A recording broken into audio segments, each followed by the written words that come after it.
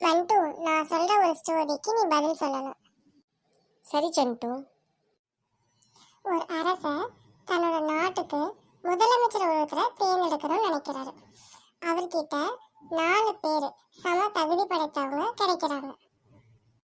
அந்த அரசர் அந்த 4 பேத்தையும் கூப்பிட்டு, என்கிட்ட ஒரு பூட்டு இருக்கு, அது கணித முறைப்படி அமைக்கப்பட்ட பூட்டு.